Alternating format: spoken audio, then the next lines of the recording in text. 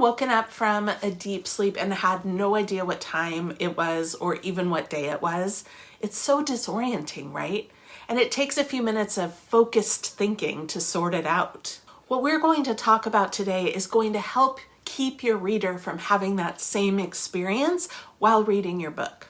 Now, obviously, you can give them clues or tell them straight out what day or time it is if you need to. But there's a larger question that we need to ask. Where is your narrator standing in time? Two pieces of good news here. The first is that there's no right answer. The second is that you have choices. But before we dive into those, I'd like to invite you to take the Novel Foundations quiz. Knowing where your narrator is just one small piece of a much larger puzzle when you're first putting your story on the page.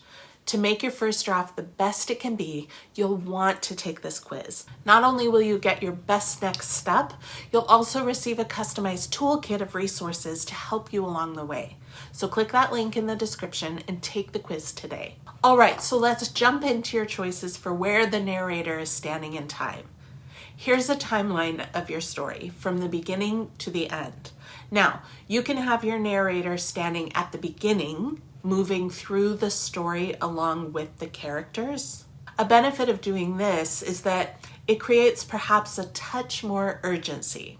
A drawback of this is that the narrator can have no knowledge at all of anything that's to come in the future. Another option is to have the narrator positioned beyond the end of the story. It could be 2 days after the final scene or years after. Now, a nice thing about this is that the narrator can have the value of perspective that comes from being removed from the events. A potential drawback is, again, there's a smidge less urgency in the narrative, although that can totally be established in other ways. A third option is to have your narrator planted somewhere in the middle.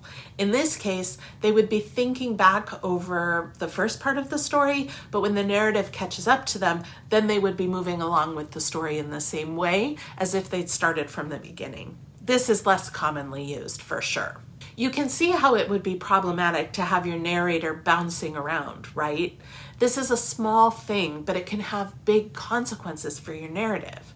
As I've said before, there is no right way to write a novel, so there's no right decision to be made here. What matters is that we make the decision, because if we're not intentional with our narrator can accidentally jump around in time, which can be definitely disorienting for the reader. And we most certainly do not want disoriented readers, am I right? If you liked what you heard here today, be sure to subscribe so that each new video will be at your fingertips. And if you know someone who might enjoy this content, please share. Thanks. I'll see you next time. Happy writing.